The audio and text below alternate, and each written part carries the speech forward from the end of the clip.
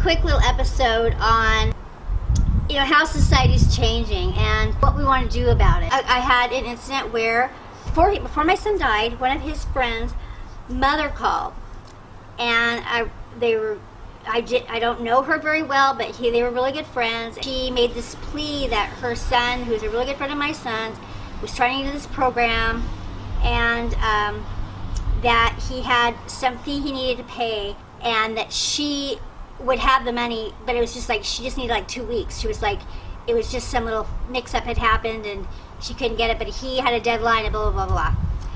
And so without hesitation, we sent the money, because if the kid had called himself, we would have done that. If the kid had called himself and said, I really need, this means the world to me, it's my lifelong dream. Long story short is the mother completely flaked out. So surprised me, because she's a very conservative kind of person, and really surprised me. And she even after my son died, she flaked. I mean, crazy. But the kid, he's 21 now, and he's like, I'm a man now, I need to make it right. I'm sorry my mom put you in this position, I had no idea, but I'm gonna make it right.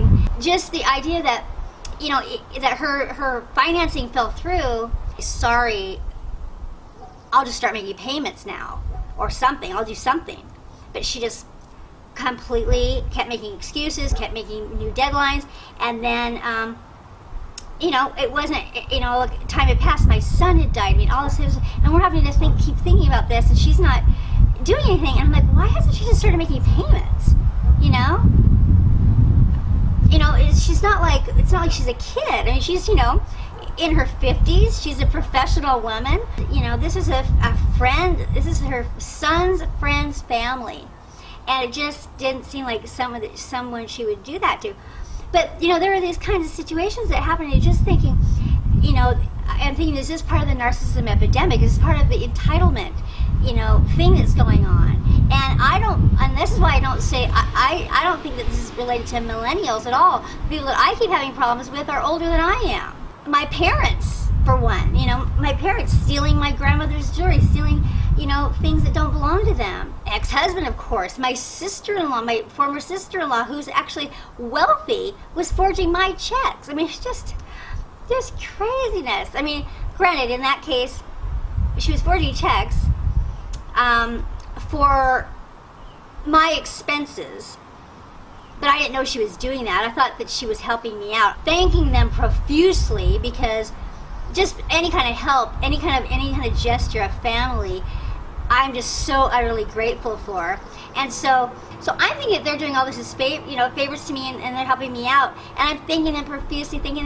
I have no money, and I'm thinking that I'm telling them, paying them back. They never tell me when I say I'll pay you back and thank you so much for helping me. They never say anything to me about that they're using my money to do it. They never do. Never say anything to me about they're using my money to do it.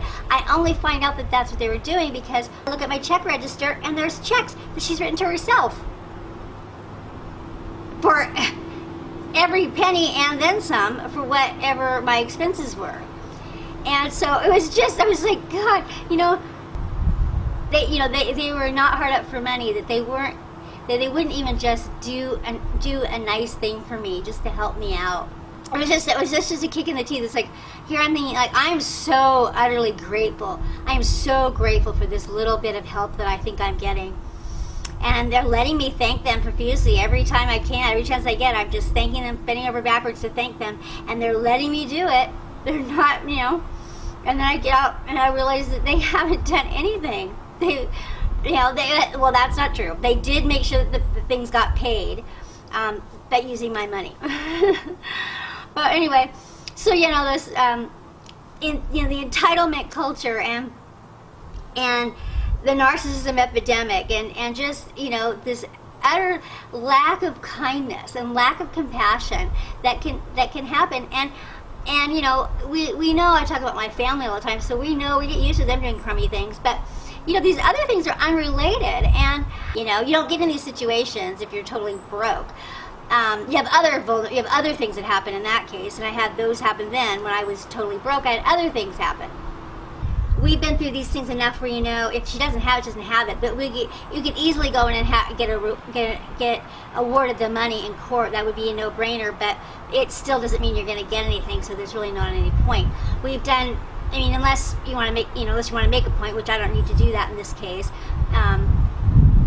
I mean, there have been situations like this, and again with a woman who I had over empathized with, who I saw as a struggling single mom who had a narcissist husband, and an abusive family, and she had she needed help, and so I gave her a job working for me, and she took advantage of me and embezzled some money, and I did, in that case, just because I did want to make a point, I did take her to court, and I did win a judgment against her. It happened with millennials.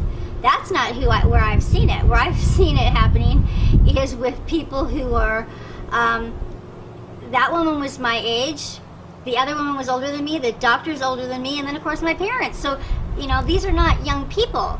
And you know, there's certainly people that are old enough to know everything that I know, have the values that I have about that. So it's something else. It's not anything new to do with digital culture. That's not what it is. You know, there is something about the baby boomer generation, and the high incidence of narcissism with them. But you know, it's something that I just don't recall anything like that ever happening before. And you know, having this kind of thing happen, and it happens quite a lot. It's even with people that you hire to do work. It's like you really have to stay on top of people, because people, it seems like, are wanting to do the least amount of work for the most amount of money that they possibly can, and you really, you know, as far as getting, you know, having people take like pride in their work and that kind of thing. And I realize more and more how different from other people I am, because I don't want people hovering over me when I'm working. I want people to like trust me to do my job and let me do it, and I take a lot of pride in what I'm doing, and so, you know, I don't want to be micromanaged, and so that's the way I treat people. But usually not been the right way to go, because people will take advantage of that freedom. And so, you know, like I said again, you know, giving people the benefit of the doubt seems to be an outdated concept. So this is what I say when I was, you know, people were asking me, how do you trust again after you get your heart broken, with a narcissist breaks your heart, or a narcissist business partner screws you over, or something like that. And what I said in that case was the same here, is that you're not really trusting them.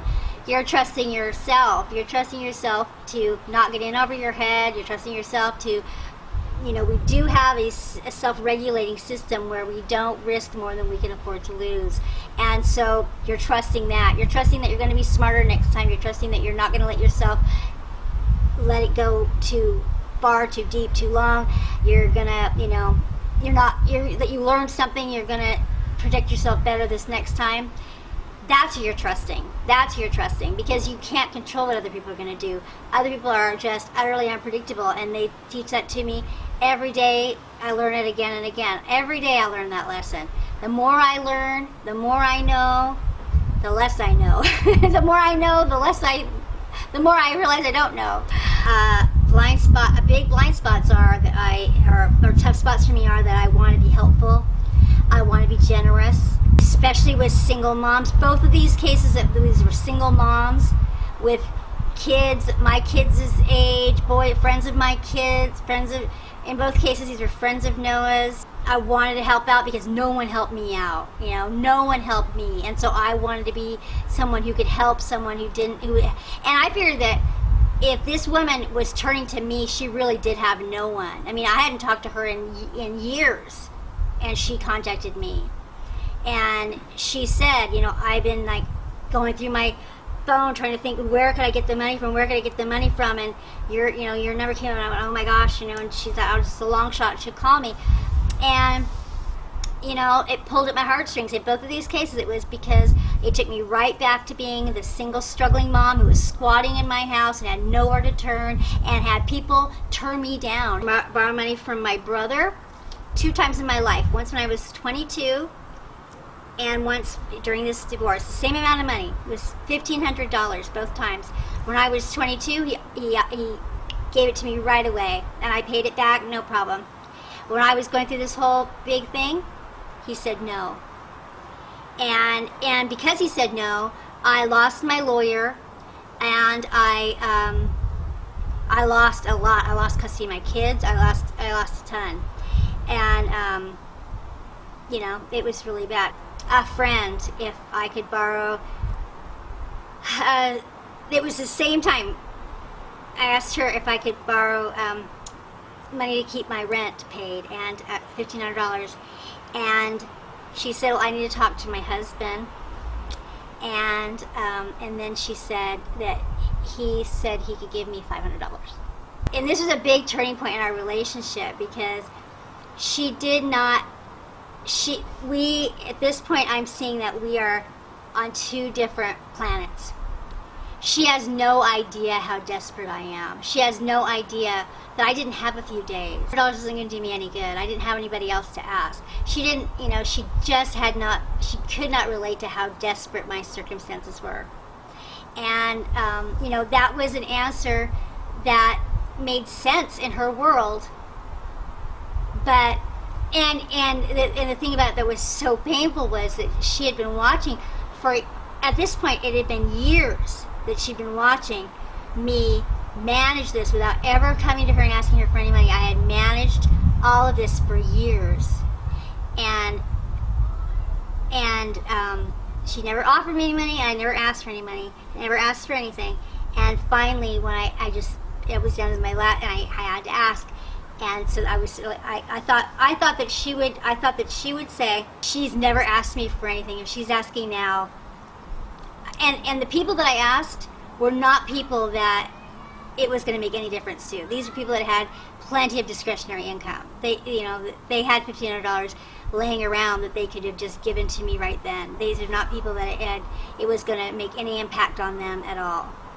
And so, and that's why I asked them. I wouldn't have asked anybody that was going to put any hardship on, you know. And these are people that I'd known a long, you know, it was my brother and like a very, very best friend. Video about entitlement culture, is it changing? The character of our nation, the character, you know, and you know, people doing things that I just could not imagine doing. And like I said, not millennials. You know, we talk about the millennial, me. These are not millennials. These are people, middle-aged and older people. I'll talk with you again really soon. Okay, bye-bye.